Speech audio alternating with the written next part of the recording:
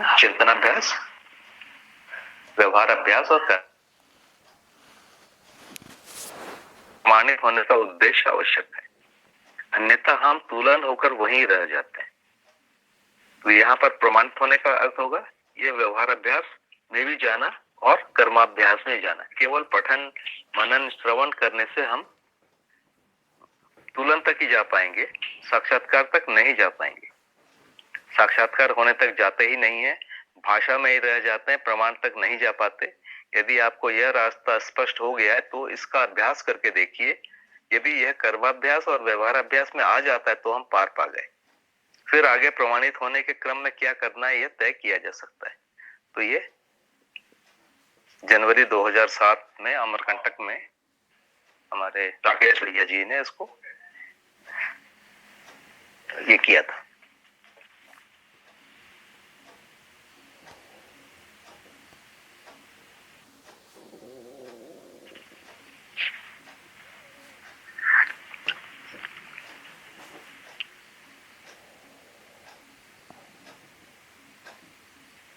प्रश्न जो आए थे उस पर मैं बात करने की कोशिश करता हूं।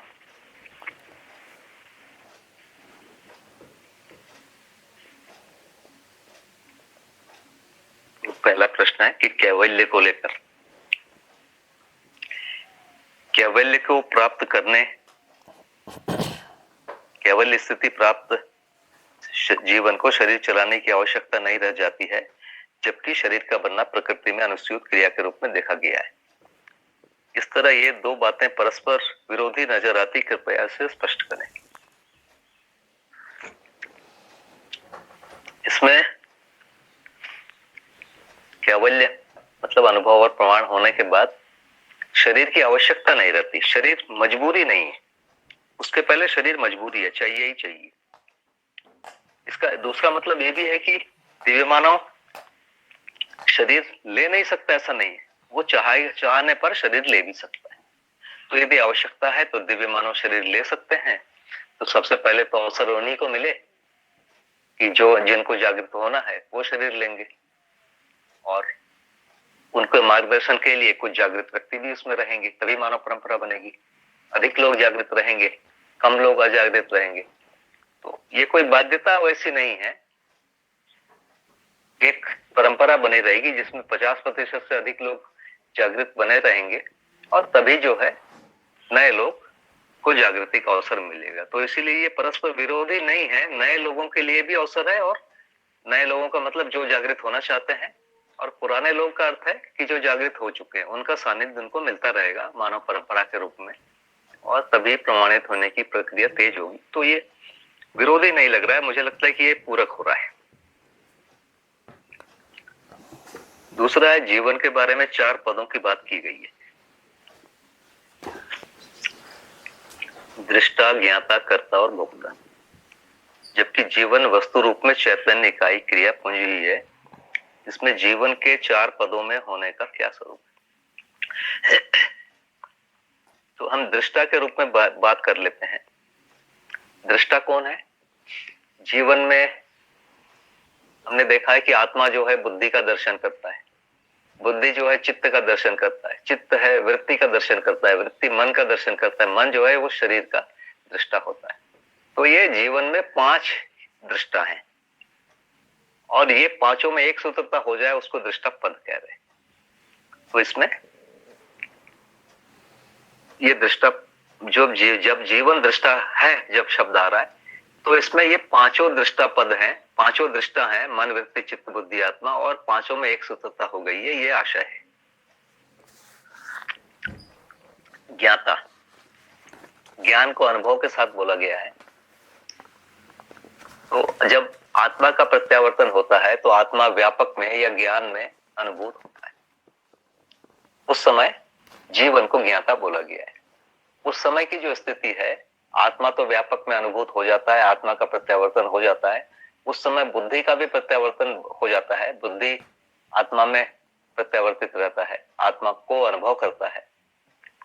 वैसे ही चित्त का भी प्रत्यावर्तन हो जाता है, चित्त बुद्धि को अनुभव करता है, वृत्ति का भी प्रत्यावर्तन हो जाता है, वृत्ति चित्त का अनुभव करता है, और मन का भी प्रत्यावर्तन हो जाता है, मन जो है वो वृत्ति का अनुभव करता है। तो ये सब एक साथ होता है। इसीलिए इसको दूसरे प्रकार से भी बोला गया है कि अनुभव की आंशिकता में प्रतीति या आभास या भास या और ये भी चीजें हैं। अनुभव की आंशिकता में भास, प्रतीति की आंशिकता में आभास, आभास की आंशिकता में भास ही होता है, क्योंकि ये सब एक साथ होता है। जब अनुभव होता है तो बाकी सब भी होता है। तो जो ज्ञाता वाला जो पद जब बात हो रही, तो ज्ञाता में आत्मा व्यापक में अनुभव करता है, उस समय मन वृत्ति का, वृत्ति चित्त का, चित्त बुद्धि का और बुद्धि आत्मा में आत्मा क्या अनुभव करता है। तो जिसको हम ज्ञाता पद बोल रहे हैं, ज्ञाता पद की स्थिति क्या है? जीवन में जो प्रत्यावर्तन है उसको बोल रहे हैं। कर्ता पद, कर्ता हम देख रहे हैं कि जो तीनों अवस्थाएं हैं वो कर्ता पद में नहीं, वो कर्म करने में स्वतंत्र नहीं, न कर्म करने में स्वतंत्र है, न फल भोगने में स्वतंत्र है। मानव को ही हम देख रहे हैं कि कर्म करने में स्वतंत्र है और फल भोगने में स्वतंत्र है, और जागृत होने पर फल भी वो स्वतंत्रता भोग पा रहा है। तो इसमें कर्म कहां से है? तो यदि अपन जीवन को देखेंगे तो जीवन में जो इच्छा है, इच्छा से कर्म शुरू होता है। तो इच्छा से शुरू होता है और वहीं से कर्म स्वतंत्रता भी है, हम इच्छा कर पाना। जैसे बंदर आज तक कपड़े पहनने की इच्छा ही नहीं कर पाया, जबकि मानव से पहले आया हुआ। तक कपड़े पहनने लायक हैं, कोई छाल तो लपेट ही सकता है, लेकिन उसके अंदर कोई इच्छा पैदा नहीं हुई, तो ये कर्म को माना जाएगा। तो इच्छा, विचार, मन, इसके बाद शरीर से व्यक्त होना, इसी को कायिक, वाचिक, मानसिक, क्रियाकारी, बौद्धिक से बोलते हैं। ये 9 प्रकार के कर्म होते हैं। तो कर्म से ही कर्ता होगा। 9 प्रकार के जो कर्म हो रहे हैं ये कर्ता का ही लक्षण आएगा। तो कर्ता माने चित्त से नीचे, चित्त, वृत्ति, मन और शरीर से जो चीजें व्यक्त हो रही है, कायिक, वाचिक, मानसिक किसी को कह रहे हैं, इसको बोलते हैं भोक्ता। अनुभव को ही भोक्ता पद कहा गया है। तो आत्मा व्यापक में अनुभव करता है, बुद्धि आत्मा का अनुभव करता है, चित्त जो है बुद्धि का, वृत्ति चित्त का और मन जो है इसका अनुभव करता है। तो इसको भोक्ता स्थिति कहा गया है। भोक्ता माने सुख, शांति, संतोष और आनंद का भोक्ता। तो ये चारों पद जो हैं इस रूप में स्पष्ट हो रहे हैं। तीसरा प्रश्न है, आज जबकि बाबा जी के अनुसंधान से अस्तित्व की अवधारणा हमारे समक्ष आ गई है, इसके बावजूद किसी प्रतिकूल स्थिति पड़ने पर किसी अज्ञात शक्ति से उस प्रतिकूल स्थिति से मुक्ति की कामना करते हैं, ऐसा क्यों? बाबा जी का अनुसंधान पूरा हो गया है, उन्होंने अनुसंधान को व्यक्त कर दिया, लेकिन हमारे में अवधारणा नहीं बनी है। ऐसी स्थिति में हम अज्ञात शक्ति के शरण में जाने की बात सोचेंगे। यदि अवधारणा बन गई है तो हम ज्ञात शक्ति की शरण में जाने की कोशिश करेंगे। ज्ञात शक्ति है वो हमें पता है कि ऐसा है अस्तित्व में और वहां से प्रेरणाएं मिलेंगी। तो इसका ये प्रश्न है भैया, इसका उत्तर ये है, बाबा जी ने अनुभवात्मक अध्यात्मवाद में कहा है कि अभी तक परंपरा में उपलब्ध संपूर्ण वांग्मय में जो बातें हैं वो चित्रण मूलक ही है। इस तरह समाधि संयम भी समाधि और समाधिस्थ व्यक्ति के आधार पर कोई स्वस्थ परिवार नहीं बन पाया। आज जब मध्य दर्शन हमारे पास है तो ये अनुभव मूलक होते हुए भी हमारे लिए चित्रण मूलक ही है, क्योंकि मुझमें अब तक अवधारणा अनुभव के रूप में स्थापित नहीं हो पाई। ऐसे में हमारे लिए स्वस्थ जीने का क्या पाथेय हो? भैया थोड़ी देर पहले निवेदन किया कि अवधारणा होने के पहले तार्किक निष्कर्ष होंगे ही, जिसको बोलते मनन। बाबा जी ने बोला है कि गठनपूर्ण परमाणु एक वास्तविकता है, एक परमाणु में होता है। क्रियापूर्णता एक वास्तविकता है जो उसी परमाणु में हुआ है जिसमें गठन पूर्णता हो गई है, और जिसमें क्रियापूर्णता हो गई है उसी में आगे आचरण पूर्णता होगी। ये 3 वास्तविकताएं हैं। ये अभी तक अज्ञात थी और बाबा जी ने इसको व्यक्त किया, अनुसंधान किया और व्यक्त किया। तो इसमें भी ये क्रम हमको समझ में आ जाए, और अस्तित्व में इतना ही संभव है। जैसे अस्तित्व में दो ही वस्तुएं हो सकती है, व्यापक और इकाई, तीसरी वस्तु नहीं होगी। ये तार्किक निष्कर्ष आना जरूरी है। ये तार्किक निष्कर्ष नहीं आएगा तो हम आगे नहीं बढ़ पाएंगे, अवधारणा नहीं बनेगी।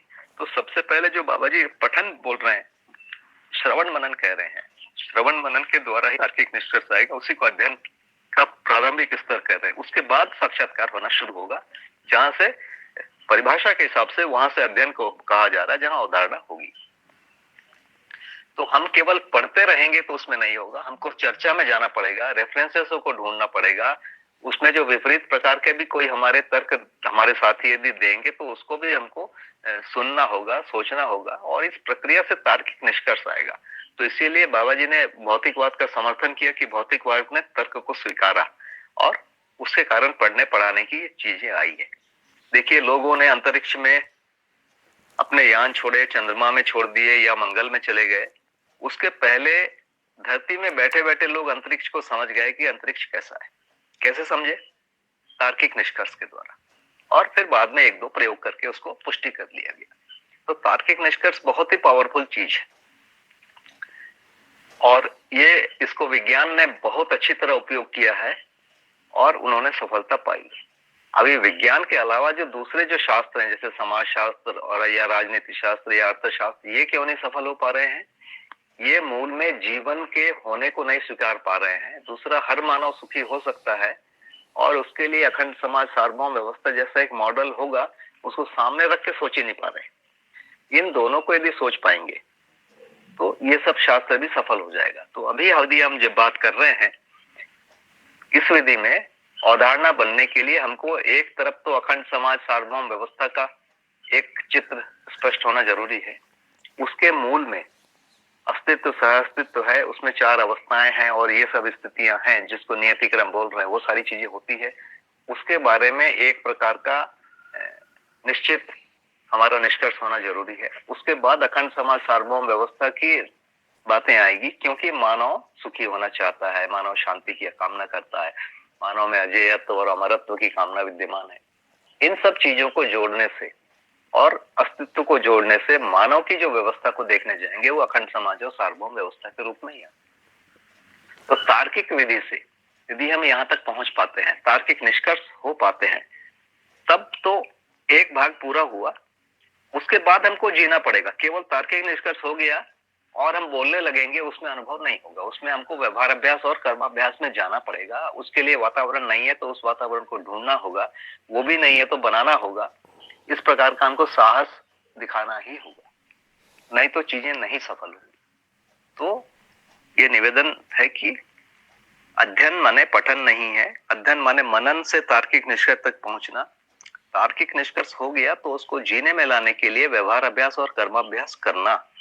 करने के लिए अवसर नहीं है तो अवसर बनाना। तो ये हमारा कार्यक्रम है, ये रास्ता है।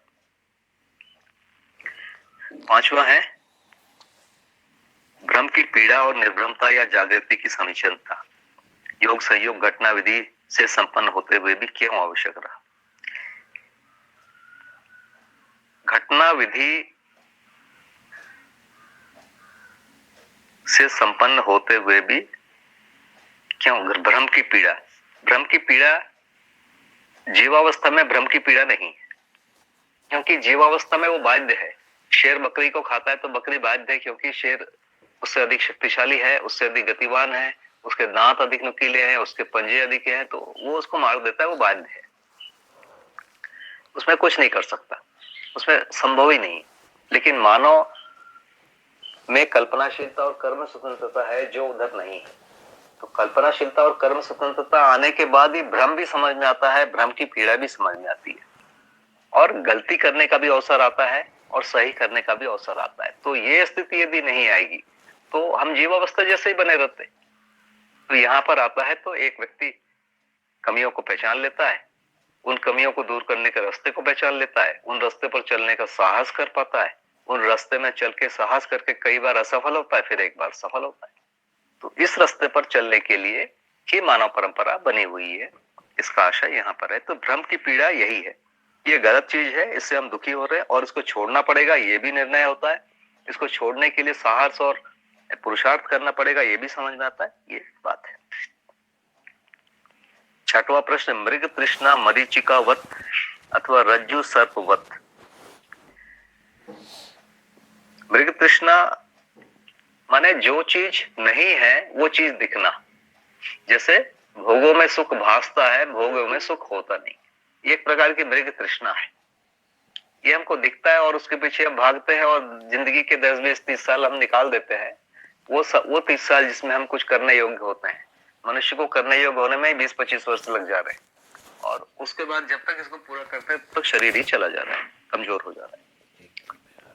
वैसे रज्जु सर्पवत का भी मतलब वही है कि हम रस्सी को सांप मान ले रहे हैं। मतलब जहां भय नहीं है हम भय मान रहे हैं।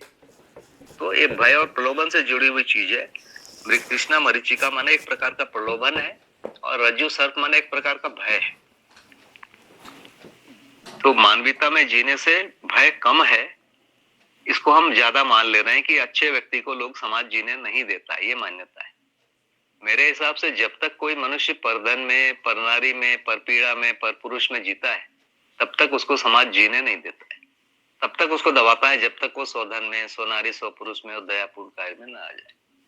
तो दबाव जो है अमानवीयता पर ज्यादा है, मानवीय व्यक्ति पर। क्योंकि समाज अमानवीय इसलिए दबाव तो है ही आज, लेकिन अमानवीय व्यक्ति पर आज भी कम अधिक दबाव है।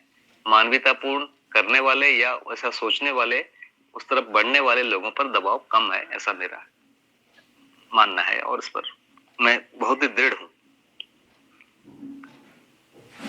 चैतन्य प्रकृति जब तक जीने की आशा से सीमित रहती है तब तक जीवनी क्रम के रूप में ही प्रीहित लाभात्मक दृष्टियों का आंशिक प्रयोग करते हुए जीवनी क्रम के परंपराओं को बनाए रखने के रूप में साक्षित है। यह भ्रम का प्रथम चरण है। इस प्रश्न अब इस चरण में भ्रम की पीड़ा या बंधन की पीड़ा प्रमाणित क्यों नहीं होती? मतलब जीवावस्था में, इसको जीवावस्था कहेंगे। जीवनी क्रम की जब बात करेंगे तो जीवनी क्रम में भ्रम की पीड़ा क्यों नहीं होती? प्रश्न है। जीवनी क्रम में आशा बंधन ही है, अभी विचार बंधन और इच्छा बंधन नहीं है। तो आशा बंधन माने शरीर ही जीवन है, शरीर को ही जीने की एक आशा है, शरीर से ही जीने की आशा है, शरीर को ही बनाए रखने की आशा है। तो ये 4 विषय के आधार पर हो जाता है। यदि आप 4 विषय को देखने जाएंगे तो जीवावस्था का जो बहुत प्रारंभिक चरण है उसमें 4 विषय आ गए हैं। जहां जीवन नहीं है, केवल शरीर है, वहां भी 4 विषय आ गए हैं। तो उसको अभी हम यदि उस रूप में देखेंगे तो जहां ब्रेन स्टेम आ गया है, जो बहुत छोटे छोटे जो जीवावस्था के जीव है, जहां जीवन अभी नहीं है, वहां भी 4 विषय है। आहार, निद्रा, भय और मैथुन। क्योंकि शरीर को जीवित होने के लिए आहार चाहिए ही चाहिए। शरीर थोड़े समय में थक जाएगा तो उसको विश्राम भी चाहिए, निद्रा चाहिए। भय उस शरीर को बचाए रखने के लिए एक प्रवृत्ति है और उसी में है वो। वैसे सॉफ्टवेयर बने हुए हैं उसके मेधस्तंत्र में कि उस प्रकार की चीजों को प्रतिकूलता मान के बचने की कोशिश होती है उसमें स्वयं स्फूर्त, और अनुकूलता मानकर भोजन और प्रजनन के लिए अनुकूलता मानकर वो उधर जाता है।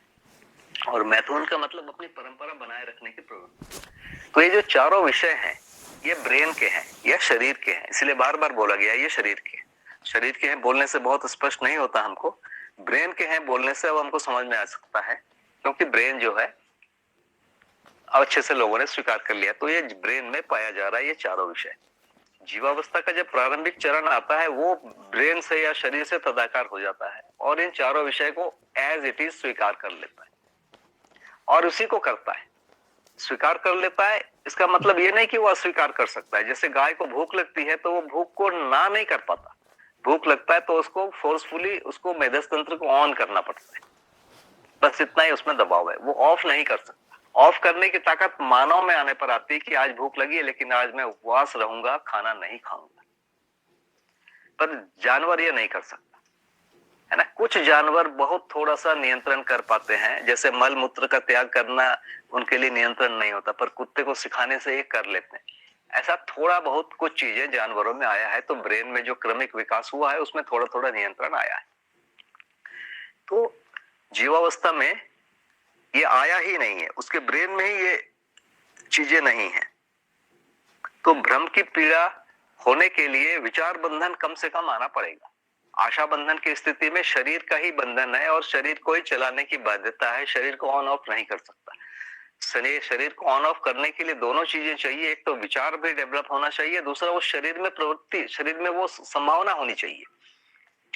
मानव शरीर में, मानव मेधस तंत्र में ये संभावना है कि हम भूख को रोक सके, प्यास को रोक सके या चारों विषयों को रोक सके। इसके लिए लोगों ने बहुत लंबे लंबे प्रयोग किए हैं और आप परंपराओं को देख सकते हैं, ये होता है। तो ये बहुत अनिवार्य है, इतना मेरा निवेदन है। 8वां प्रश्न है कि दृष्टा पद जागृति योगफल में ही कैवल्य है। तो जागृति और कैवल्य दोनों शब्दों का अर्थ जब एक ही है तो इस वाक्य में दोनों शब्दों के अलग अलग प्रयोग का क्या तात्पर्य है?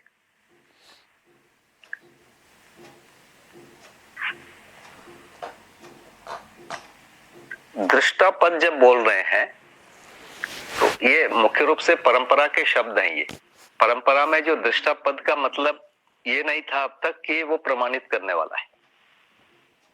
कैवल्य का भी मतलब है कि वो प्रमाणित करने वाला भाग ही नहीं आया है। जबकि जागृति पद की जब बात कर रहे हैं तो वो अनुभव होना और अनुभव का प्रमाण होना, इन दोनों चीजों को हो जाने को जागृति पद कह रहे हैं। तो एक प्रकार से परंपरा के शब्दों को ही लेकर नई जो स्थिति है या जो बड़ी जो स्थिति है उसको व्यक्त करने के लिए इस प्रकार के शब्दानुशासन का या भाषा शैली का प्रयोग किया गया है ना। इसमें यही है।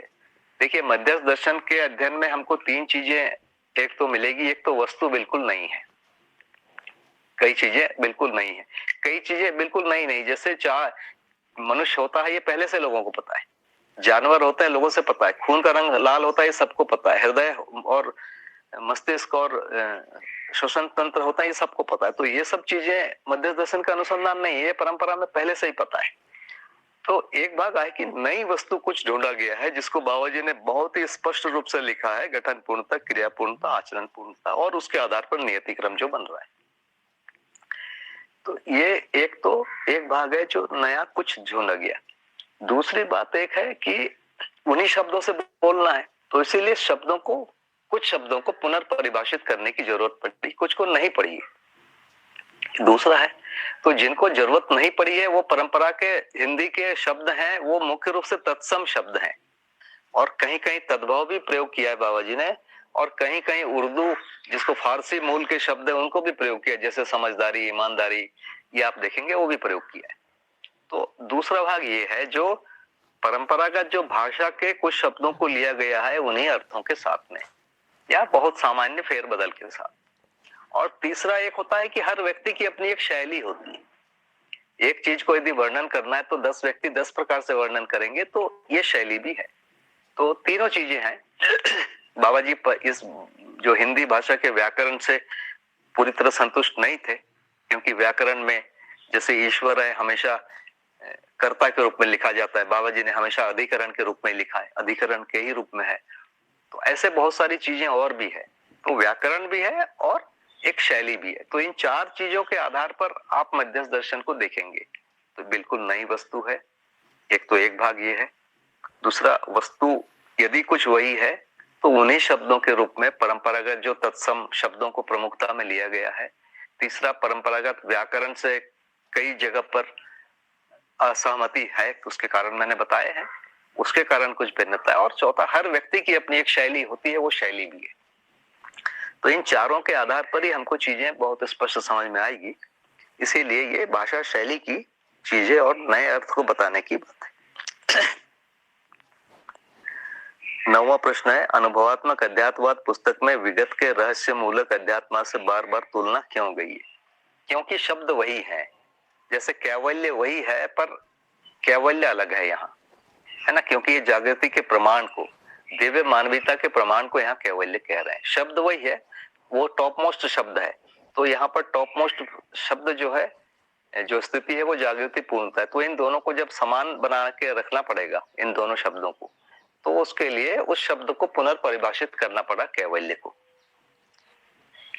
जब पुनर्परिभाषित करते हैं तो बार बार वहां हम भटक जाते हैं। जैसे मैंने ध्यान के बारे में बोला, मैं जब से जुड़ा हूँ, बहुत सारे पुराने जो हमारे जो सीनियर लोग बाबा जी से अध्ययन करते थे, वो बार बार बोलते थे कि बाबा जी यहाँ के लिए आप कोई साधना बताइए, साधना बताइए। बाबा जी बोलते थे चिंतनाभ्यास, व्यवहाराभ्यास, कर्माभ्यास नहीं, उनको एक साधना विधि चाहिए, ध्यान जैसी कोई चीज चाहिए, आंख मूंद के कुछ चीजें कर सके उसको चाहिए। बाबा जी ने बार बार उसको मना किया, है ना, बार बार मना किया, लेकिन लोग उधर ही चिपके रहे। तो परंपरा से जो आसक्ति है ये बहुत ज्यादा है। परंपरा में कुछ नहीं है ये बोलना एक प्रकार का संकट है, परंपरा में सब कुछ है ये बोलना एक प्रकार का संकट है। उस जगह तक पहुंचने की जरूरत है कि परंपरा ने कितना पा लिया है ये भी जानना जरूरी है, और ये गौरव हमको होना चाहिए, नहीं तो यहां तक हम पहुंचते ही नहीं, है ना। तो ये जो जिस परंपरा से हम लोग बाबा जी आए हैं, उस परंपरा ने वहां तक पा लिया कि समाधि होती है, संयम होता है, समाधि और संयम तक पहुंचने के रास्ते हैं। उसके पहले की संयमता है, उत्पादन और जो उत्पादन और विनिमय व्यवस्था है, परिवार में जीने की व्यवस्था है, ये पूरा चीज भारत में बन चुका है, और वो 90, 95, 99% तक सही है। तो इस सही का भी एक मूल्यांकन होना जरूरी है, और उसका एक गौरव भी होना जरूरी है, और जो कमी है उसके बारे में भी पता होना जरूरी है। नहीं तो अध्ययन हम नहीं होंगे, हम एकांगी हो जाएंगे, हम सम्मोहित हो जाएंगे या घृणा में आ जाएंगे, और हम अध्ययन से विचलित हो जाएंगे। 10वां, नैतिकता पूर्वक ही मानव व्यवस्था में भागीदारी का निर्वाह कर पाता है। नैतिकता मतलब तन मन धन का सदुपयोग करना। तो यदि मैं तन का सदुपयोग नहीं करूं तो मैं व्यवस्था में भागीदारी नहीं कर पाऊंगा। तन का सदुपयोग है उत्पादन में, सेवा में, विनिमय में, वितरण में, एक तन का ये सब हो गया। दूसरा, न्याय को व्यक्त करने में, शिक्षा को व्यक्त करने में, स्वास्थ्य संयम को प्रमाणित करने में। तो ये पूरे कार्यक्रम है। तो तन मन धन का सदुपयोग होता है, तन का भी, मन का भी और धन का भी, तभी व्यवस्था में भागीदारी होती है, नहीं तो नहीं हो पाएगा। धन का यदि नहीं होगा तो भी नहीं होगा। 11वां प्रश्न है, जीवन वस्तु को गठनपूर्ण परमाणु के रूप में स्वीकारते हुए, समझते हुए का क्या तात्पर्य है। मतलब केवल मान लेने से काम नहीं होगा, जीवन गठनपूर्ण है, उसके लिए उसके संपूर्ण तर्कों में जाना पड़ेगा। तो परमाणु में श्रम गति परिणाम की अविभाज्यता, ये पहला लाइन है। श्रम का मतलब साथ में रहना, जो व्यापक वस्तु और इकाई हर समय जो साथ में है उसको भीगा हुआ कहा गया है। व्यापक वस्तु और इकाई कभी अलग हो ही नहीं सकते, साथ साथ रहते हैं। इसी को सहअस्तित्व बोला जा रहा है। इसी को जब इकाई और व्यापक के संदर्भ में बोला जा रहा है तो उसके लिए भीगा हुआ शब्द है। और यही जो साथ रहने वाली प्रवृत्ति जब इकाई में आ जाती है, जब दो इकाइयां साथ रहती है, तो उसका नाम श्रम दिया गया है। तो मूल रूप में साथ रहना माने दो इकाई में आकर्षण और विकर्षण नहीं है, बल्कि साथ रहना है। तो इस ढंग से परमाणु की एक व्याख्या है पूरी, और जब ये परमाणु की व्याख्या पूरी होती है उसके बाद ही फिर गठन पूर्ण की अवधारणा बनती है। तो इसलिए समझने के साथ स्वीकारने के साथ समझना, दोनों चीजों को बार बार बोला गया है। स्वीकारते हुए में हम अपना नया जो एक वस्तु ले लेंगे, नई मान्यता ले लेंगे, फिर हम समझ नहीं पाएंगे। तो बहुत बार क्या होता है, मैं कुछ समझाता हूं तो मैं कुछ आपको नया वस्तु दे देता हूँ, ये गलत है, ये मेरे को वो नहीं करना चाहिए। तो जो मूल में जो लिखा गया है उसको बिल्कुल नहीं बदलना चाहिए, जिसको बाबा जी ने भी बार बार बहुत जोर दे के बोला है कि भाषा को नहीं बदलो, शब्दों को नहीं बदलो, उसी शब्दों से उसको लेने की कोशिश करो, क्योंकि एक शब्दानुशासन है, एक प्रकार से उसको जोड़ा गया है। 12वां है, अनुभवात्मक अध्यात्मवाद पुस्तक में बाबा जी की बातों को ठीक मैं वैसा ही समझ रहा हूँ जैसा उन्होंने लिखा है, इस बात को कैसे जांचूं। भैया इस बात को तो एक बहुत बड़ी चुनौती है। हम शुरू से ही बाबा जी के पास रहे, और मैंने देखा है कि मैं बाबा जी की बात को एक एंगल से समझा, मेरे किसी दूसरे भाई ने दूसरे एंगल से, किसी भाई ने तीसरे एंगल से, शायद उधर मैंने नहीं देखा, या उन्होंने जो देखा, मैंने जो देखा किसी दूसरे ने नहीं देखा। इसके लिए तो हम लोगों को खुले विचार से एक मनन गोष्ठी में आना पड़ेगा।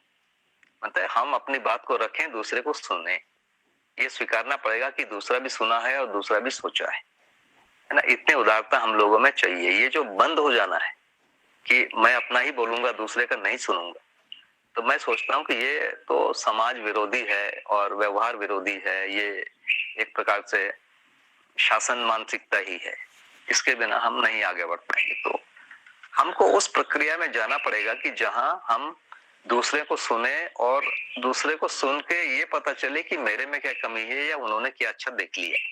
कई चीजें ऐसी है कि हम दोनों ने अच्छा पूरा ही देख लिया है, पर हो सकता है कुछ चीजें अलग अलग देखा है। तो फिर वहां पर साहस के साथ यदि मेरे में कमी है या मैंने गलत मान लिया है तो उसको दूर करने के लिए प्रयास करेगा। तो ये तो अब बाबा जी सशरीर तो उपस्थित है नहीं, और मैं सोचता हूँ कि बाबा जी के इतने ज्यादा वांग्मय हैं, मतलब लिखित और बोले हुए, लिखित और बोले हुए इतने वांग्मय हैं, लिखित और बोले हुए इतने सारे वांग्मय हैं, और हमारे जैसे बहुत सारे लोगों ने काफी समय लगाया है बाबा जी के साथ, वांग्मयों के साथ, काफी उन्होंने सोचा है, समझा है, निष्कर्ष निकाले हैं। तो हम लोगों को मनन गोष्ठी में बैठना चाहिए। मनन गोष्ठी को आप लोगों से सभी से निवेदन है कि उसको प्रोत्साहित करना चाहिए, उसकी मान्यता रहनी चाहिए कि हम लोग आपस में बोलें। मुझे ऐसा लगता है कि एक शिष्टता हम लोगों में भी वो वाली हो गई है कि जो बाबा जी से थोड़ा पहले से मिल लिया है, उससे उसकी बात को हम सुनते हैं, उसके सामने कभी बोलते नहीं है। हमको इससे उबरना पड़ेगा। यदि मैं या मेरे जैसे और भी लोग, यदि हम कुछ भी चीजें कह रहे हैं कि यदि वो गलत है या आपको ठीक नहीं लगती, तो आपको उस पर चर्चा करना चाहिए, और हम लोग को भी इस प्रकार की चर्चा के लिए खुले रहना चाहिए।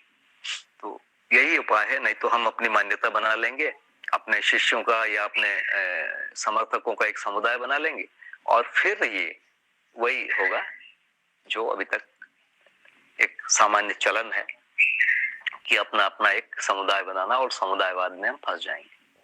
तो मेरा तो निवेदन यही है कि हम लोग इस प्रकार के चीजों को ओपन करें, मनन गोष्ठी जैसी चीजों को, जहां बैठकर हम एक दूसरे को सुने। ये उदारता की जरूरत है। तो इतना निवेदन है, मुझे जो समझ में आया मैंने अपनी बातों को रखा। आप लोगों ने बहुत ध्यान से सुना है, मुझे आपने बहुत ज्यादा सम्मान दिया है, तो मैं आप लोग के प्रति बहुत आभारी हूँ। जो भी कमियां हुई है, मेरा निवेदन है कि इसको मुझे जरूर बताएंगे,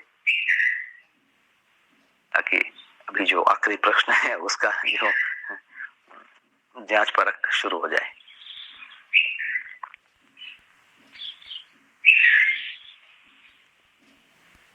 जी भैया, बहुत बहुत धन्यवाद भैया। बहुत अच्छे से विषय रखा गया और हम लोगों के लिए काफी उपयोगी है। इसके लिए आपके प्रति बहुत बहुत कृतज्ञता।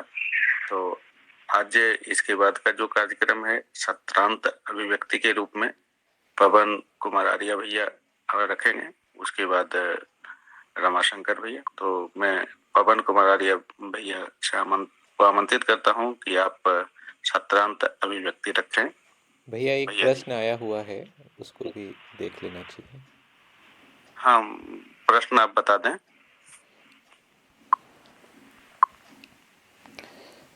ये पवित्र यादव भैया जी का है प्रश्न। बाबा जी ने कहा है, जीव चेतना का चिंदी भी मानव चेतना में काम नहीं आता है, इसका क्या आशय है? जी भैया।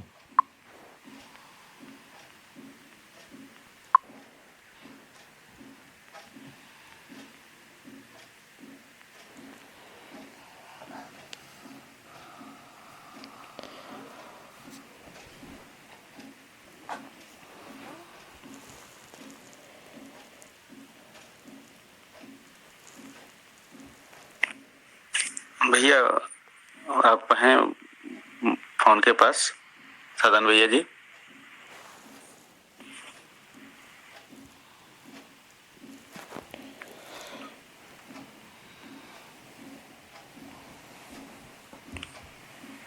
लगता है भैया जी नहीं है फोन के पास। इसको बाद में देख लिया जाएगा। जी भैया। जो आगे का कार्यक्रम है, सत्रांत अभिव्यक्ति, तो पवन कुमार आर्य भैया आप रखें। जी भैया नमस्ते। सबसे पहले प्रतिपादित दर्शन के प्रणेता एवं प्रेरणा रूप में हमारे बीच विद्यमान परम आदरणीय श्रद्धेय बाबा जी के प्रति हम भूरी भूरी कृतज्ञता ज्ञापित करते हुए आज के इस त्रिदिवसीय ऑनलाइन उत्सव सम्मेलन में विशेष रूप से आमंत्रित हमारे बीच आदरणीय श्री साधन भैया जी को हम सामूहिक रूप से नमन करते हैं। साथ ही साथ हमारे बीच विभिन्न राज्यों, देशों व संस्थानों से उपस्थित ऐसे सभी भगिनी एवं बंधुओं को नमन करते हैं जो हमारे अध्ययन में सहभागी रूप से हमारे साथ साथ बने हुए हैं। आज का विषय जो है अनुभवात्मक अध्यात्मवाद की रोशनी में अभ्यास प्रक्रियाएं, और इस विषय पर आदरणीय साधन भैया जी के द्वारा प्रस्तुत समझ की अभिव्यक्ति में से जो कुछ भी मैं थोड़ा पकड़ पाया, मुख्य बिंदुओं पर ध्यानाकर्षण का प्रयास करता हूं, जो हमारे लिए स्वयं के लिए ध्यानाकर्षण है, ऐसा मैं समझ पा रहा हूं।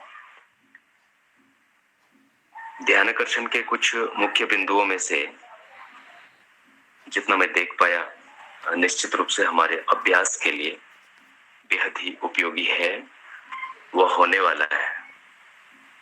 जैसे आदरणीय भैया जी ने ध्यान दिलाया कि अभ्यास क्या है, और उस पर प्रकाश डालते हुए हमारा ध्यानाकर्षण करवाने का प्रयास किया गया कि मध्यस्थ दर्शन के हिसाब से अभ्यास के जो 3 आयाम हैं, चिंतन अभ्यास, व्यवहार अभ्यास और कर्म अभ्यास, यह विकल्प है, इसे समझना है और गंभीरता से समझना होगा। इस पर बल देते हुए हमें यह भी समझना होगा, नहीं तो यहाँ भी, अर्थात इन सारी सूचनाओं के होते हुए भी इसकी संभावना है कि हम भौतिकता या आगे चलकर ईश्वरवादी विचारधाराओं में कहीं फंस जाएं। तो यहाँ सचेत रहने पर हमारा जो ध्यानाकर्षण कराया गया, और इसके लिए हमारे अध्ययन क्रम में ध्यान पर ध्यान देने की बातें जो बताई गई आदरणीय भैया जी, वह की पॉइंट की तरह से हम सभी के लिए उपयोगी होगा, सुनना सार्थक रहा। और इसके लिए पतंजलि महाराज का योग सूत्रों पर भी चर्चा करके मध्यस्थ दर्शन का ध्यान और एक जो परंपरागत ध्यान में अंतर को स्पष्ट कराने का प्रयास किया गया भैया जी, जो काफी उपयोगी है और अध्ययन और अभ्यास के लिए, दोनों ही के लिए जितना भी कहा जाए, है ना, वह कम है। निश्चित रूप से आदरणीय साधन भैया जी का आज जो बाबा जी के सानिध्य में रहे हैं, सबसे अधिक सानिध्य प्राप्त है, हम सब में सबसे अधिक सानिध्य प्राप्त है उनको, और अधिक से अधिक मात्रा में कंटेंट जो बाबा जी के द्वारा है धारकता रूप में, जो जैसा मैं देख पा रहा हूँ, समझ पा रहा हूँ, हमारे बीच आज बाबा जी नहीं है सशरीर रूप में, ऐसा मैं नहीं देख पा रहा हूँ। हम सभी भी आदरणीय साधन भैया जी का सानिध्य पाकर और बाबा जी का सानिध्य जैसा महसूस किया गया। हाँ भैया, इस प्रकार से भैया जी के द्वारा प्रस्तुत हर एक बातें, प्रस्तावित आज का विकल्प, आज का विषय जो अनुभवात्मक अध्यात्मवाद की रोशनी में अभ्यास प्रक्रियाएं से पूरक रूप में कोऑर्डिनेट होता हुआ हमने सुना, और यह आपकी अभिव्यक्ति हम सभी के लिए उपयोगी व सार्थक रहा। और इसके लिए भैया जी को पुनः पुनः देवघर परिवार की ओर से हम धन्यवाद देते हैं। जी भैया जी। बहुत बहुत धन्यवाद पवन भैया जी, आपने शाहरुख में बहुत अच्छे से रखा। और कुछ प्रश्न चैट बॉक्स में हैं और किन्हीं को और कोई प्रश्न पूछना है तो साधन भैया जी हमारे साथ हैं, प्रश्न रख सकते हैं और जवाब साधन भैया देने के लिए हैं। तो किन्हीं के पास कोई प्रश्न है तो रख सकते हैं माइक अनम्यूट करके।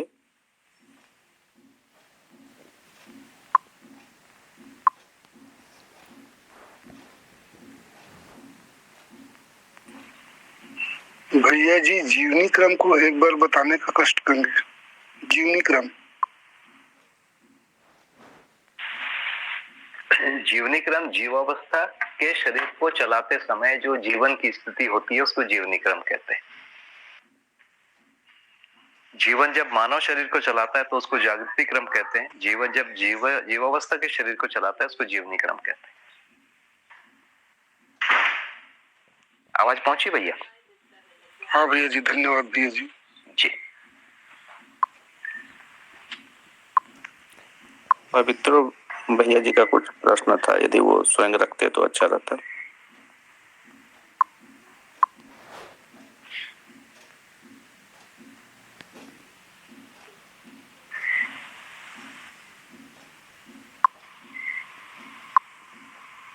इनका प्रश्न है भैया जी कि बाबा जी ने कहा है जीव चेतना का चिंदी भी मानव चेतना में काम नहीं आता है, का आशय क्या है? ज्ञान वाले भाग से है। जीव चेतना जिसको ज्ञान मानता है, जिसको प्रमाण मानता है, जिसको उपलब्धि मानता है, मानव चेतना उसको ज्ञान भी नहीं है। जैसे जीव चेतना में चावल पहचाना, गेहूं पहचाना, कपड़ा पहचाना, उसकी बात नहीं हो रही है, वो तो काम आ ही रहा है ना। ये सब में प्रणाम भैया, मेरा एक प्रश्न है भैया। जी भैया मैं पिछले देवघर से बोल रही हूँ। प्रश्न है भैया, जैसे कि आपने चिंतनाभ्यास, व्यवहाराभ्यास, कर्माभ्यास की चर्चा किया और आपने इस बिंदु का भी चर्चा किया कि व्यवहाराभ्यास में जो है उत्पादन भी सहयोग होता है। जैसे हम कोई वस्तु का आदान प्रदान करते हैं तो उसमें भी हमारा व्यवहार दिखता है। और कर्माभ्यास में आपने उत्पादन को प्रमुखता से रखा। तो भैया इसमें मुझे एक बात समझनी है कि जैसे एक समय ऐसा भी आता है कि हम जागृति क्रम में रहते हुए हमारा उम्र हो गया और हम उत्पादन में भूमिका नहीं निभा पाएंगे, तो फिर उस स्थिति में हमारा व्यवहाराभ्यास और कर्माभ्यास कैसे फलीभूत होगा परिवार में, और फिर हम इसको अपने जागृति क्रम को आगे कैसे बढ़ा पाएंगे, इसको भी स्पष्ट करना। जी भैया, एक तो ये मैंने नहीं कहा, पूज्य बाबा जी ने कहा है, उसको मैं जैसा समझा उसको कहा है। तो बाबा जी ने ही कहा है कि चिंतनाभ्यास, व्यवहाराभ्यास और कर्माभ्यास। जहां तक आपने पूछा कि आयु अधिक हो गई तो क्या कर सकता है, यदि मार्गदर्शन की स्थिति है तो मार्गदर्शन कर सकते हैं।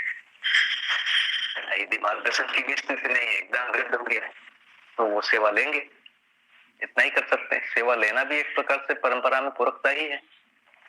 सेवा लेंगे तभी तो कोई सेवा करना सीखेगा, है ना। तो मानव परंपरा के जो सारे चरण है, सेवा करना भी एक भाग है तो सेवा लेना भी एक भाग है, उत्पादन करना भी एक भाग है तो उत्पादन करने के लिए प्रेरणा देना भी एक भाग है। तो प्रेरणा दे सकते हैं, मार्गदर्शन दे सकते हैं, है ना। तो ये मिलके ही पूरी परंपरा है। परंपरा का मतलब है एक दिन के बच्चे से लेकर हम पूरे आखिरी तक, अंतिम संस्कार तक की स्थिति तक को ही परंपरा कहेंगे। इन सब में किसी न किसी चीज में पूरक होने की जरूरत है। जिस आयु में समझ में आ गया उसी आयु में हमको कार्यक्रम शुरू करना है, आज जो संभव है। जी भैया, बहुत बहुत धन्यवाद भैया। प्रमोद भैया का कोई प्रश्न है? प्रमोद भैया अपने से रखेंगे। जी भैया, नमस्ते भैया। मेरा प्रश्न भैया कि आपने कहा कि मध्यस्थ दर्शन को विकल्प के रूप में पहचानते हैं, जा रही है भैया, तो ही मध्यस्थ दर्शन को विकल्प के रूप में पहचानते हैं तो ही अध्ययन के प्रति निष्ठा बनती है। भैया इसको हम कैसे जांचे कि हमने इसको विकल्प के रूप में मैंने पहचान लिए हैं? तो इसके लिए मनन गोष्ठी को मैंने निवेदन किया, तो जहां पर और भी लोग अध्ययन किए हैं, अध्ययन कर रहे हैं, वो लोग बैठ के अपना अपना मत रखेंगे और उस समय जो हमें कुछ कमी है तो वो दूर हो जाएगी। ये अध्ययन अकेले में नहीं है, कुछ बात तो अकेले में पढ़ना ही है, लेकिन अकेले में हमने सही मान लिया है, उसको जांचने के लिए मनन गोष्ठी जैसी चीज जहां पर और लोग अध्ययन किए हैं वो साथ में बैठे और अपने विचार विमर्श करें। तो ये मौन विधि नहीं है, या एक व्यक्ति बोल रहा है बाकी लोग सुन रहे हैं, वो भी नहीं है ना। सब लोग आपस में चर्चा कर रहे हैं और सब एक दूसरे के निष्कर्षों को सुन रहे हैं, उसमें सहमति या असहमति व्यक्त कर रहे हैं। चुप रहना भी नहीं काम चलेगा। तो ये विधि है भैया।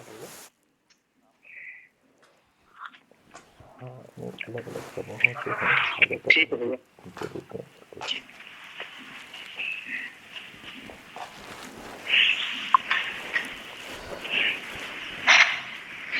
बहुत बहुत धन्यवाद भैया।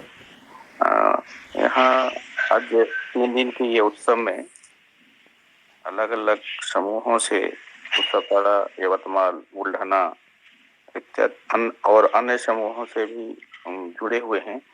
तो प्रतिनिधित्व विधि से एक एक व्यक्ति यदि कुछ अपनी बात रखें तो हमारे लिए यह उत्सव और उत्साह के रूप में उत्साह और बढ़ेगा।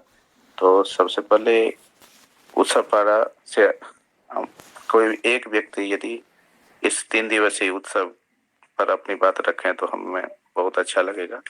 तो उत्सवपाड़ा से एक व्यक्ति अपनी प्रस्तुति रखें। हेलो। हाँ दीदी। हाँ भैया, बाबा जी के प्रति बहुत बहुत कृतज्ञता। साधन भैया को खूब खूब प्रणाम और इस गोष्ठी में जुड़े हुए सभी भाई बहनों को बहुत बहुत प्रणाम।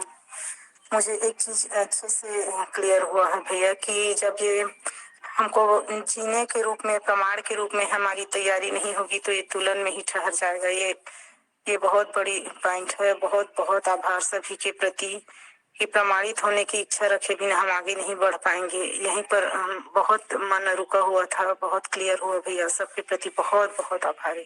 धन्यवाद भैया। बहुत बहुत धन्यवाद दीदी, सभी के लिए उपयोगी रहा है, आपने बहुत अच्छा कहा। अब बुल्ढाना समूह से यदि कोई भैया दीदी अपनी बात रखना चाहते हैं इस 3 दिवसीय उत्सव के लिए तो हमें बहुत प्रसन्नता होगी। बुल्ढाना समूह से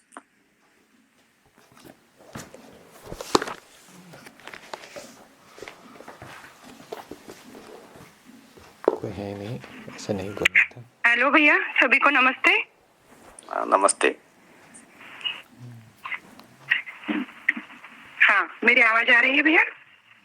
बहुत अच्छे से आ रही है। हाँ, सभी भाई बहनों को नमस्ते। आज मैंने साधन भैया को आपके माध्यम से सुना, बहुत बहुत आपके प्रति कृतज्ञता और साधन भैया के प्रति भी बहुत बहुत कृतज्ञता। आज भैया को सुनने के बाद अच्छे से समझ में आया कि जीव चेतना की चिंदी भी मानव चेतना में काम में नहीं आती। तो इसका जो अर्थ था अभी तक तो मैं अलग ही समझ रही थी, आज समझ में आ गया कि ये ज्ञान के बारे में है। तो बहुत बहुत धन्यवाद। बहुत सारे प्रश्न के उत्तर के माध्यम से हमारी जो क्या अड़चने थी वो इस माध्यम से सॉल्व हो गई है। तो आप सभी के प्रति बहुत बहुत धन्यवाद भैया। नमस्ते। बहुत बहुत धन्यवाद दीदी, ये सब हम लोग सभी के लिए उपयोगी हुआ। तो यवतमाल समूह या अन्य समूह से भी कोई व्यक्ति जो 3 दिन तक इस कार्यक्रम में रहे, ऐसा 3 दिन का कार्यक्रम रहा, इस पर स्वयं स्फूर्त विधि से यदि कुछ रखना चाहते हैं तो उनका स्वागत है, आमंत्रित करता हूं मैं देवघर परिवार समूह की ओर से।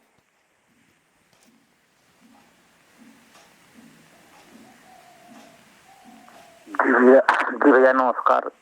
मैं देवघर परिवार से महेंद्र सिंह बोल रहा हूँ और ये 3 दिवसीय जो उत्सव कार्यक्रम रहा काफी बढ़िया लगा और आदरणीय भैया जी द्वारा जो आज व्याख्या दिया गया वो काफी लाभप्रद रहा और हमारे जीवन में जीने में ये सहायता पहुंचाएगा, ऐसी अपेक्षा करता हूँ। और जो प्राचीन जो ध्यान की पद्धति थी और वर्तमान में जो ध्यान की जो व्याख्या उन्होंने की, इससे काफी स्पष्टता मिली। ये काफी मुझे अच्छा लगा भैया। और ये 3 दिवसीय कार्यक्रम जो रहा ये काफी सफल रहा। सभी को बहुत बहुत धन्यवाद, खूब शुभकामनाएं। भैया को फिर से प्रणाम करता हूँ जी, धन्यवाद। बहुत बहुत धन्यवाद भैया जी। आगे और कोई? नमस्ते भैया जी। नमस्ते। हाँ, नमस्ते भैया जी। उत्सव पारा से मैं गौरी बोल रही हूँ। और सबसे पहले तो पूरे देवघर परिवार को बहुत बहुत बधाई और शुभकामनाएं, जो आपकी अभी 3 पहले ही छत डली है नागराज ग्राम की। और आप पूरे जो 15 परिवार ये सुबह ब्रह्म मुहूर्त में जो अध्ययन कर रहे हैं और उसके कारण जो सबको भी लाभ मिला इन 3 दिनों का, तो उनके प्रति भी बाबा जी के प्रति भी बहुत बहुत कृतज्ञता।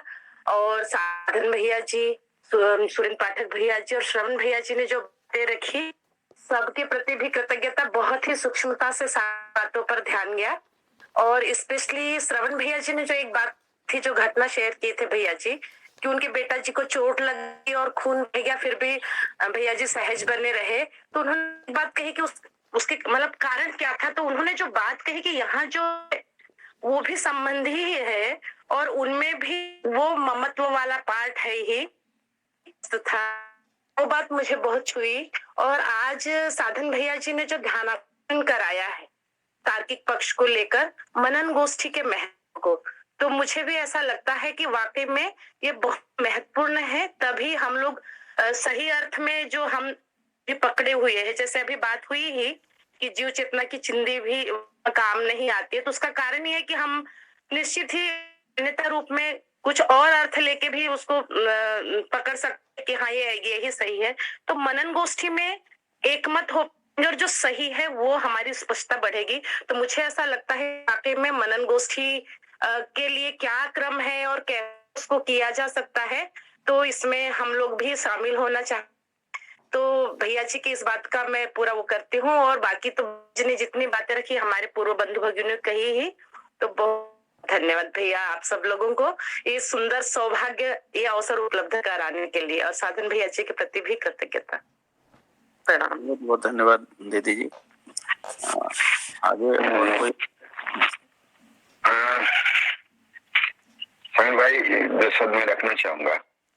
साधन भैया के प्रति बहुत बहुत कृतज्ञता, बाबा के प्रति बहुत बहुत कृतज्ञता, जिन्होंने दर्शन मतलब संपूर्ण मानव समाज के सामने दिया है।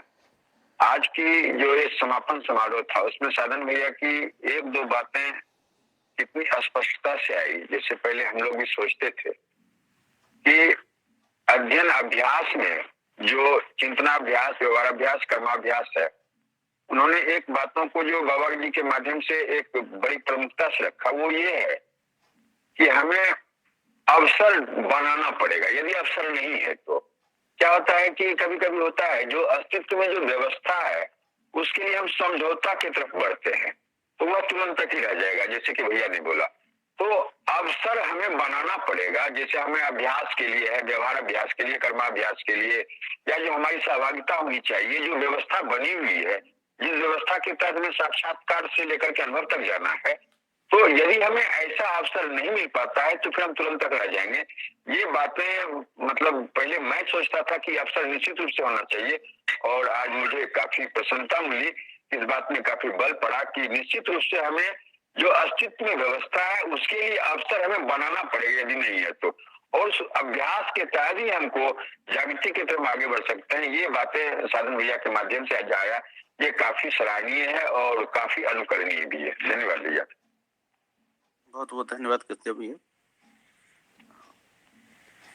आगे यदि कोई अपनी अभिव्यक्ति और रखना चाहते हैं तो आमंत्रित हैं। अच्छा ठीक है समीर भैया जी, आप बोलिए ना, उसके बाद मैं रखता हूँ। हरिहर। हाँ रखिए ना। हाँ भैया, मैं नित्यानंद, जीवन विद्या अध्ययनशील परिवार समूह रायगढ़ के प्रतिनिधि के रूप में अपनी बात रखना चाहूंगा। जी भी अनुमति है? जी भैया, स्वागत है।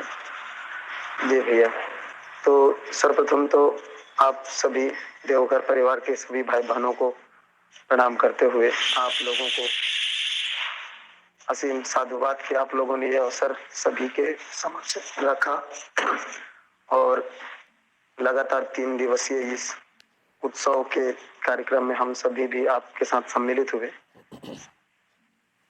जैसा कि ध्यान जाता है भैया, पूज्य बाबा जी जागृत व्यक्ति के रूप में हम सबके सामने रहे, तो सर्वप्रथम पूज्य वंदनीय नागराज जी, माता जी और उनके साथ जो भी अग्रज रहे, उन सभी के प्रति कृतज्ञता व्यक्त करता हुए उन सभी को प्रणाम करता हूँ। उसमें आप सभी के प्रति भी असीम कृतज्ञता है। आदरणीय साधन भैया जी ने जो ध्यान आकर्षण कराया, उस पे ये अवश्य ध्यान पहले से थोड़ा सा गया था कि ये जो मनन गोष्ठी की बात कही, कई बार संवादों में भी हमारे जो प्रत्यक्ष संवाद होते हैं उसमें भी ये बात को रखने का प्रयास हम सब ने किया। तो इस बात की खुशी है ना, इस हद तक हो रहा है भैया कि अब कहना जरूरी है कि आदरणीय साधन भैया जी ने जो ध्यान आकर्षण कराया कि ये मनन गोष्ठी होने से जो एक तरह से व्यक्तिवादिता में फंसने का जो एक ठौर बनता था वो नहीं रहेगा। पूज्य बाबा जी रहे तो उन्होंने जो अनुभव गोष्ठी जो रखते थे है ना अमरकंटक में, उससे सभी जो एक तरह से इसको जीने के क्रम में आगे बढ़ने का जो प्रयास कर रहे थे वो इकट्ठा होकर के एक जागृत व्यक्ति के समक्ष अपनी पूरी बातों को रख पाते थे।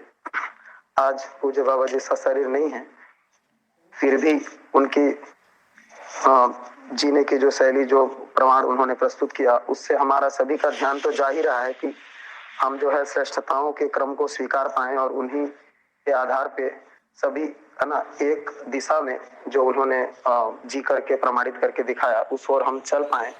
तो आदरणीय साधन भैया जी का ये ध्यान आकर्षण मुझे बहुत छुआ, क्योंकि बार बार ध्यान जाता था कि अगर ये अलग अलग सब मत संप्रदाय जैसे चलने लगेंगे तो फिर बहुत सारे दिक्कतें आएंगी, कौन किसको सुनेगा। तो ये जो एक साम्यता की बात आती है, कारण साम्यता और लक्ष्य साम्यता और कार्यक्रम साम्यता की, तो आदरणीय भैया जी का ध्यान एकदम सटीक हम सभी की ओर जो गया, तो ये काफी हम सभी के लिए प्रेरणादायी है कि हम सभी साथ चलेंगे तभी ये व्यवहार में भी सहअस्तित्ववादी होने का एक तरह से अभ्यास के स्तर पे प्रमाण रखने का एक अभ्यास जो है हम कर पाएंगे। तो आप सभी के प्रति असीम कृतज्ञता। आदरणीय साधन भैया जी को पुनः प्रणाम। हरिहर। बहुत बहुत धन्यवाद भैया, बहुत अच्छे से आपने उनके विषय को रखा। अखंड समाज सार्वभौम व्यवस्था कैसे स्थापित हो, उसमें मनन गोष्ठी की बहुत बड़ी भूमिका है। तो आपको पुनः धन्यवाद। आगे यदि कोई स्व स्फूर्त विधि से कुछ रखना चाहते हैं इस विषय पर, त्रिदिवसीय उत्सव विषय पर, तो रखें। हाँ भैया नमस्कार, मैं उद्धव बात कर रहा हूँ यवतमाल चंद्रपुर समूह से।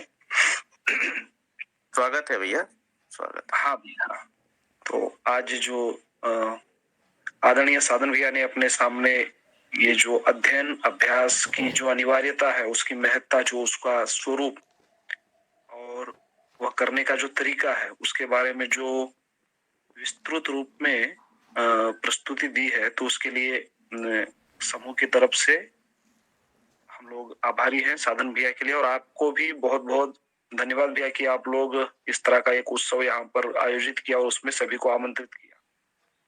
तो साधन भैया की आज की जो प्रस्तुति रही, तो उसमें मूलतः जो मानवतापूर्ण आचरण की ओर ध्यानाकर्षण कराया भैया ने, जिससे आगे अध्ययन में और गति होगी और उस अध्ययन के आधार पर और अभ्यास की जो पूर्णता है, उस पूर्णता को हम पाने की स्थिति में आ सकते हैं। तो जहां पर हम हैं उसको ठीक से उसका आकलन कर लें और जो अवसर हमारे अगल बगल में उपलब्ध हो सकते हैं उनको पहचान कर स्वयं की भूमिका को देखते हुए हम अध्ययन और अभ्यास के लिए और प्रेरणा पा सकते हैं। ये वाली जो बात भैया ने रखी, तो वो वाकई मेरे लिए और समूह के लिए या फिर सभी के लिए एक आश्वासन मिलता है इससे कि हम लोग जहां पर है वहां से अच्छे से शुरुआत कर सकते हैं। और गति मिलने की उम्मीद के साथ में आप सभी को मैं धन्यवाद देता हूं। बहुत बहुत आपका भैया इसमें धन्यवाद है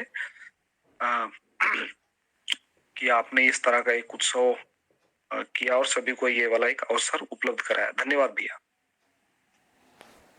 जी भैया, बहुत बहुत धन्यवाद भैया। आपने अच्छे से इस पूरे कार्यक्रम को सुना और सार रूप में रखा और उत्साहवर्धन किया, इसके लिए बहुत बहुत धन्यवाद। तो अब कार्यक्रम समाप्ति की ओर है, समय भी हो रहा है। तो एक गीत है, सूरज भैया गीत रखेंगे, उसके बाद संपूर्ण धन्यवाद ज्ञापन और सत्तांत अभिव्यक्ति में छूटे हुए चीज को रमाशंकर भैया रखेंगे। तो सबसे पहले एक गीत के लिए सूरज भैया को आमंत्रित करते हैं। सूरज भैया।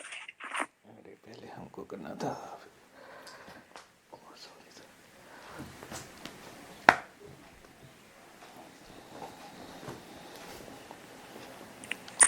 सूरज भैया, आवाज पहुंच रही है?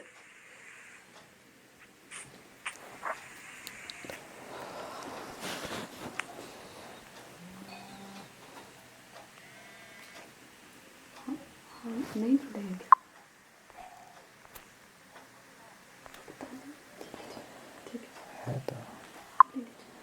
सूरज तो है। सूरज, आपको आवाज मिल रही है?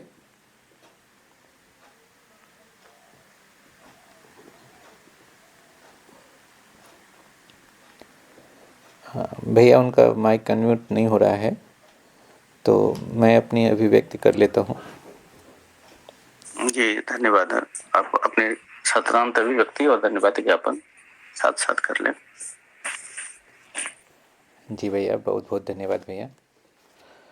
सर्वप्रथम बाबा जी के प्रति सादर नमन अभिव्यक्त करते हुए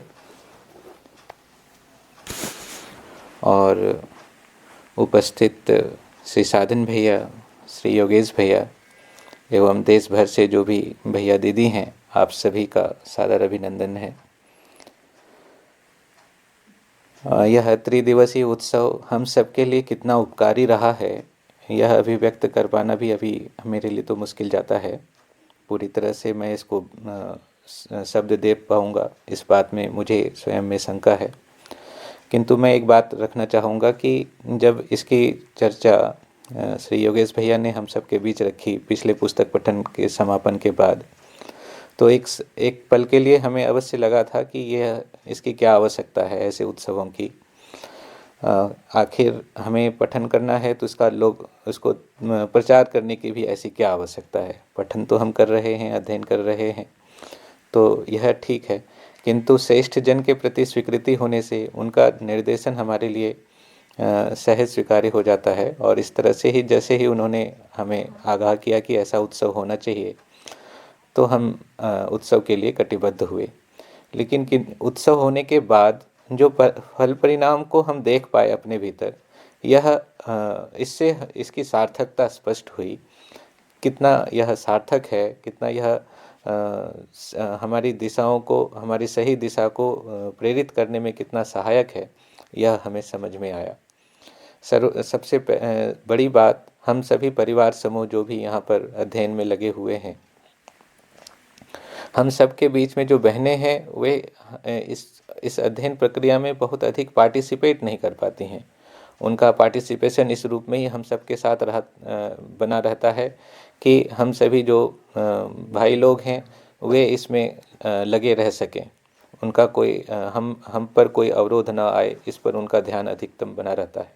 लेकिन ऐसे ये जो लगातार दूसरे उत्सव के बाद हम सब यह फील कर पा रहे हैं कि हमारी बहनों में भी इस बात की प्रेरणा काफ़ी बलवती हुई है कि यह अध्ययन रूपी जो वस्तु हमारे समक्ष उपस्थित हुई है, वह हमारा स्वत्व बनना भी बहुत बड़ी आवश्यकता है। हर किसी का स्वत्व बनना बहुत बड़ी आवश्यकता है।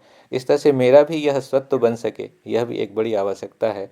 और इस रूप में हम देखें तो बहनों की भी सहभागिता अध्ययन के प्रति और मनन के प्रति और श्रवण के प्रति, पठन के प्रति यह काफ़ी बढ़ी हैं। और उसका एक छोटा सा प्रमाण कल के सत्र में भी हमें देखने को मिला है। तो यह एक बहुत बड़ी बात जो उत्सव के संदर्भ में हम तक जो आई हैं, उसकी एक बात थी।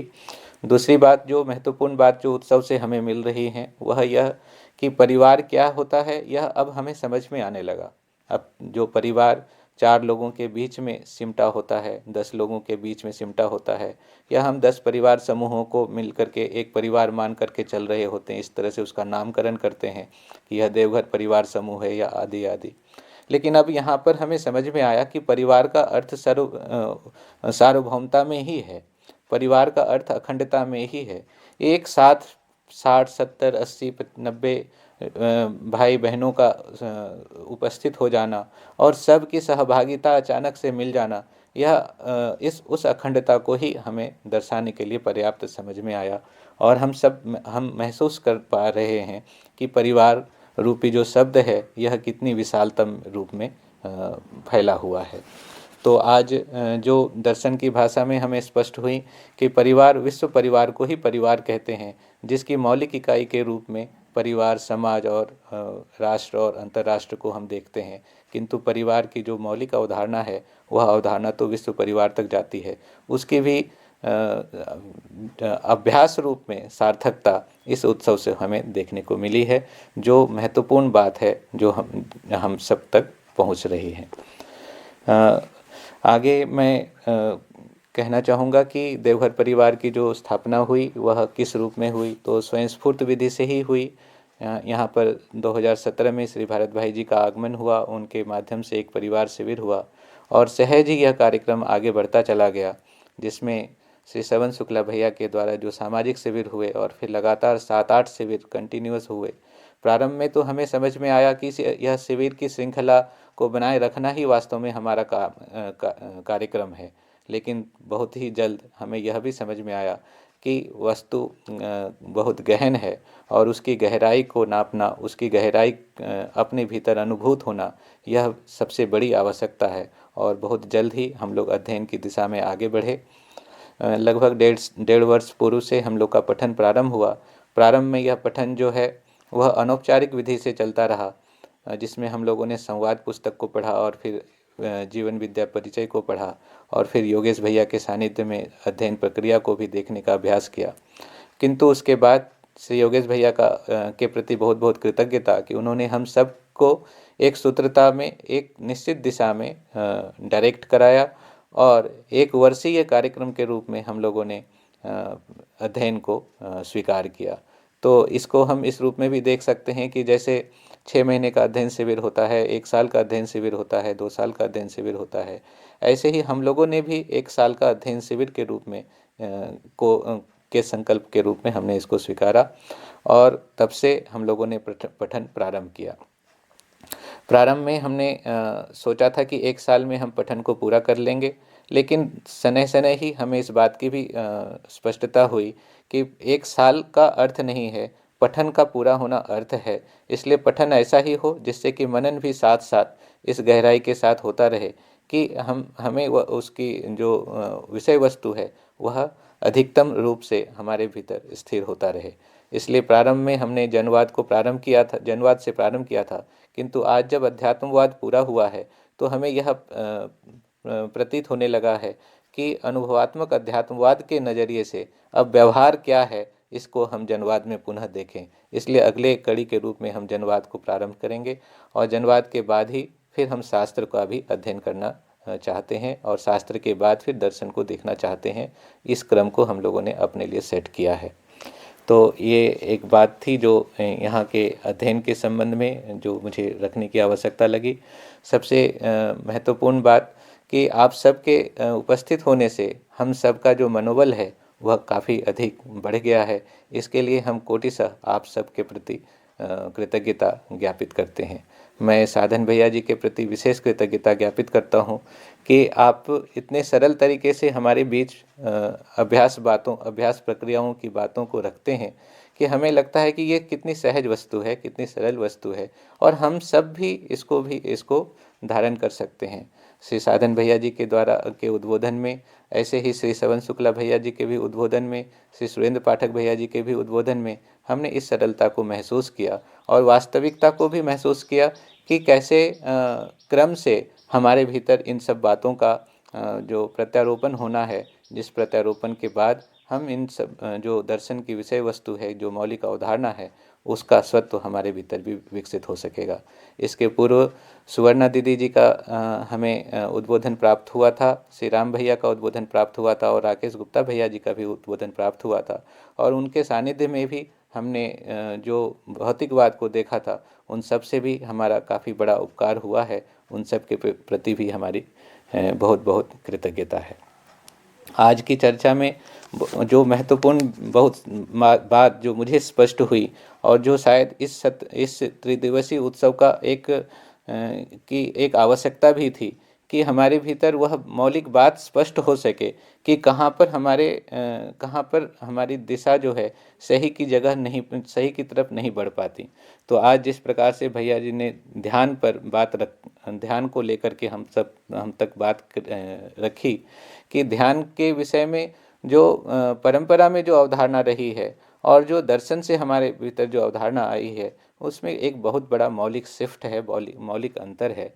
दर्शन से जो ध्यान की बात आई है वह अध्ययन प्रक्रिया के माध्यम से आती हैं, जो हर किसी के लिए संभव है, हर किसी के लिए सहज है, सरल है। और इस तरह जब हम श्रवण करते हैं, श्रवण करके मनन करते हैं, एक तार्किक निष्कर्ष तक पहुंच पाते हैं, तो ही आगे साक्षात्कार की भूमि तय होती है।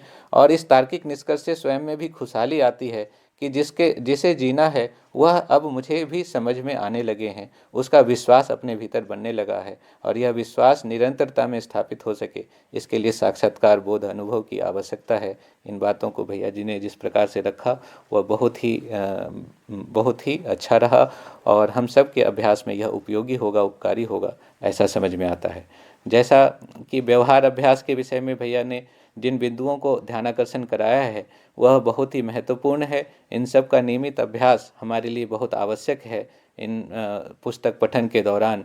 और पुस्तक पठन मनन के दौरान जो हमारे अभ्यास चलते रहें, उस अर्थ से ये बहुत ही महत्वपूर्ण बात मुझे समझ में आया। हम सबको भी इसका आस्वादन स्पष्ट हुआ होगा। और कर्म अभ्यास को लेकर के भी जिस तरह से भैया ने बात रखी है, इस प्रकार तीनों अभ्यासों के माध्यम से जो अपने में वस्तु को स्थिर होने की जो बात है, उसकी स्पष्टता आज और पिछले 2 दिनों के सत्रों के दौरान हमें स्पष्ट हुई हैं। इन सभी बातों को लेकर मैं आप सब के प्रति बहुत बहुत कृतज्ञ हूँ। देवघर परिवार की ओर से, सभी भाई बहनों की ओर से आप सब के प्रति भूरी भूरी कृतज्ञता है। साधन भैया जी को विशेष नमन है, योगेश भैया जी को नमन है और सुरेंद्र पाठक भैया जी को नमन है, श्रवण शुक्ल भैया जी को नमन है, सभी अग्रज जो भी अभिभावकगण हैं आप सभी को नमन है। और बाबा जी के प्रति बहुत बहुत कृतज्ञता कि यह वस्तु हम तक उपस्थित हो पाई, और उससे भी बड़ी कृतज्ञता आप सब के प्रति कि यह वस्तु हम तक पहुंच पा रही है, उसका हम आस्वादन कर पा रहे हैं और उसको हम जी पाने के लिए आगे बढ़ पा रहे हैं। इन सभी बातों के साथ आप सभी को पुनः धन्यवाद ज्ञापित करते हुए, आप सब के प्रति अपना नमन व्यक्त करते हुए मैं अपनी बात रखता हूँ। सबों को प्रणाम।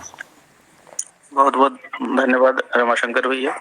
एक बार पुनः जितने लोग जुड़े हुए हैं सभी भैया दीदी को नमस्ते।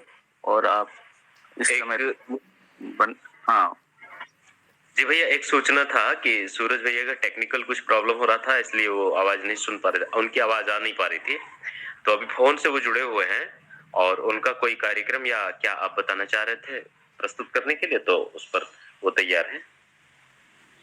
उनकी दूसरे फोन से मतलब कनेक्ट हो सकते हैं। हम फोन से प्रस्तुत करना था, एक गीत प्रस्तुत करना था, वो कर सकते हैं तो गीत प्रस्तुत करें। हाँ सूरज भैया, आवाज आ रही है? तो ठीक है, प्रस्तुत कर रहे हैं। तो स्वागत है सूरज जी, अब रखें अपने गीत। सबसे पहले सभी को नमस्ते। आवाज मिल रही है आपको? हाँ, आ रही है आवाज।